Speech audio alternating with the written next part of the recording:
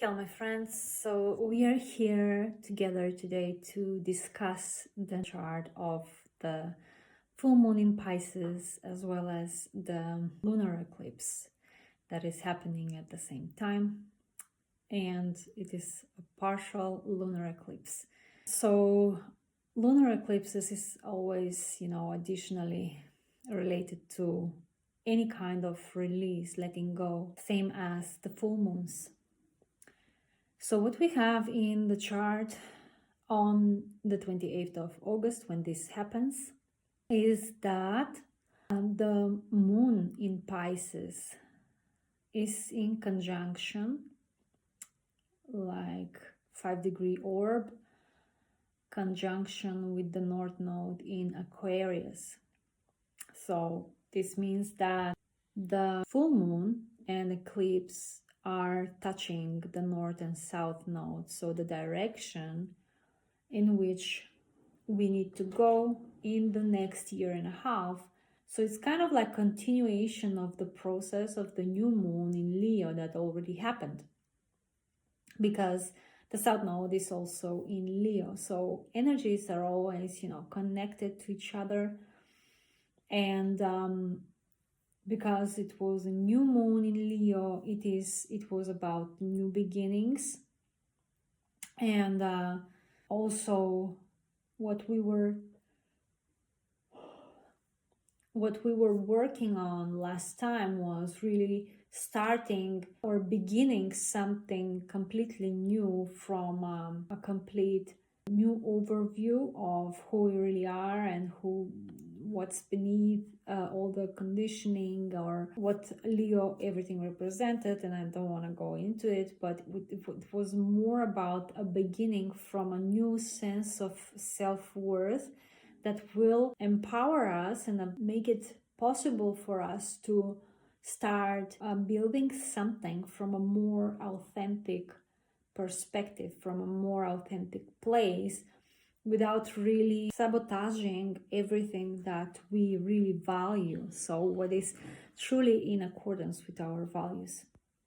Okay, so we have now the full moon in Pisces, and is activating together with the north and the south node. It's activating also the theme of Virgo, which is everything about our health, our mundane everyday work, and also our job, this everyday basis. And Pisces is all about oneness, feeling at one with the world, with our life, that we are all connected in a way, that as a ending piece of the whole horoscope. So if we look at Pisces, it's always like about this infinite love and beauty. We finally kind of like understand what is, what life is, and how there is a beauty in everything.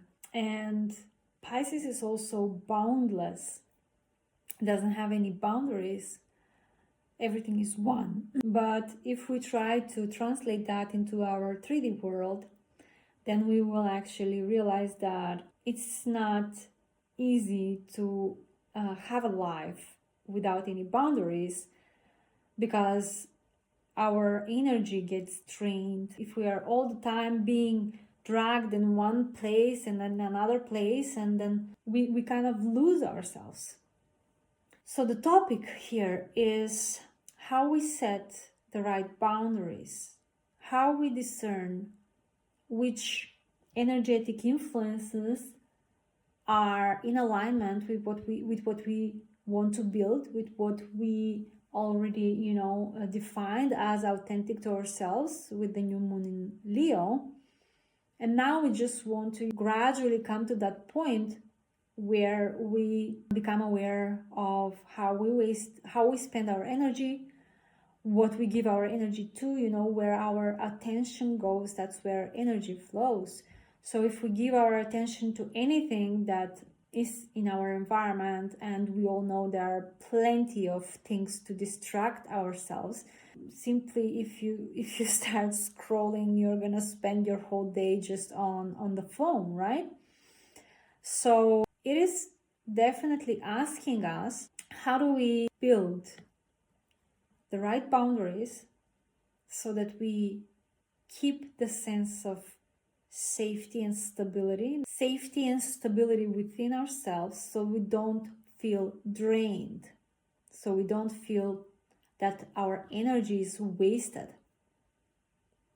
And this refers to also our free time. How do we spend our free time? How much time do we dedicate to that? Because this is also important, so that we also find a little bit of sense of meaning and a little bit of relaxation. And for what we use that, do we use it for improvement of our body or our health or spirit, something that really brings us into fulfillment? And all that, again, is connected to our identity, number one. And again, asking like what kind of identity I want to build, like who do I really want to be, what kind of activities I want to have in everyday life, what kind of work I want to do, where does my energy go, with whom, and all these things, that actually compose each and every day in our lives. So we kind of, that's the point, that we are kind of becoming a bit more aware of all these things, and where does our energy goes. So Mercury being in Virgo can very well, help us determine this. But it's also very, very important to find the balance, because it's not that we should be critical of ourselves or others. It is simply to make these boundaries by having a great compassion for ourselves and others. We don't have to be harsh in any decision that we make. That is very important when we do inner work.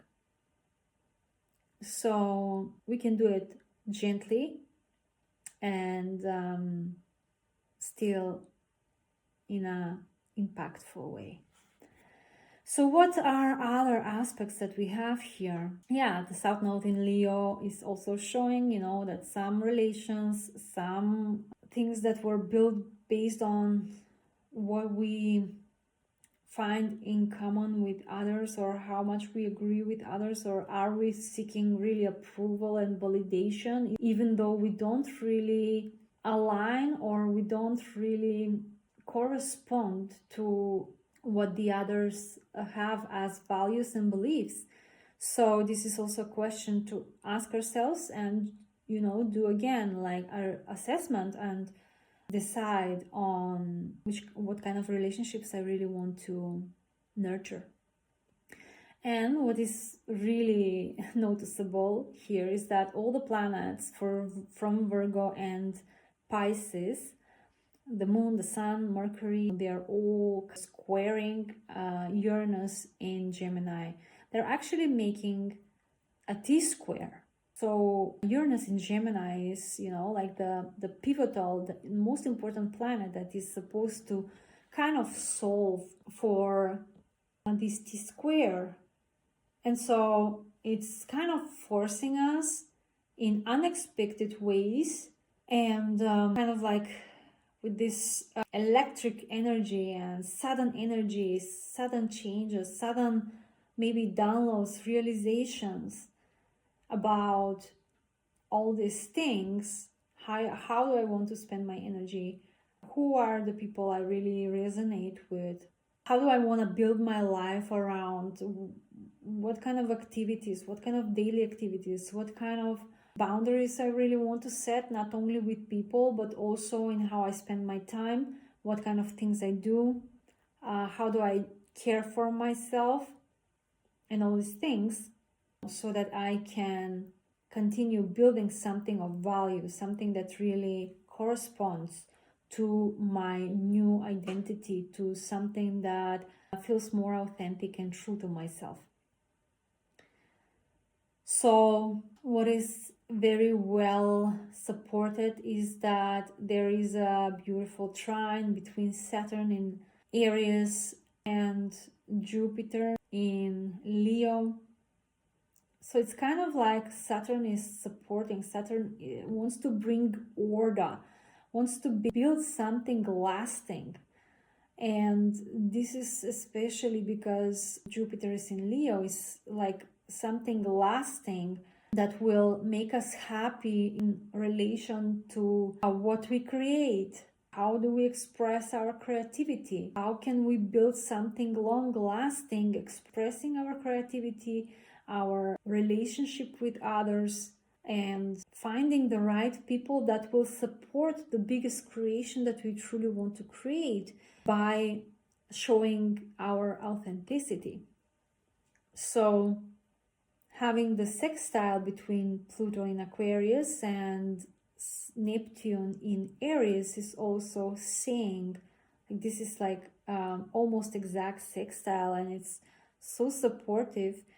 Pluto is actually everything about transformation, and Neptune, which is also the ruler of Pisces, is about our dreams, our spiritual self. What really brings the greater meaning in life? How do we really fulfill our purpose? Yeah, so I guess that we've come to the conclusion that in this next session, we're going to talk about creating the right boundaries so that we can consciously decide how we're going to spend our energy, where does our energy goes, and which people, which activities, which things, and how do I enrich my life with a greater purpose, with a greater meaning, so that I can be a full expression of that is true for me, that is coming from that infinite part of myself.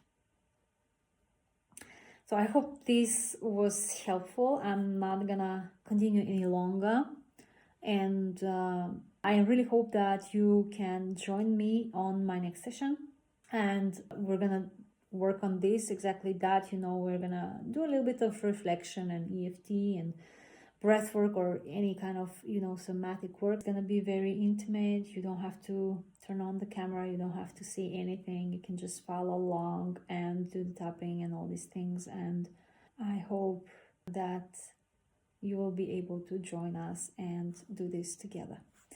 So sending you lots of love, and bye for now.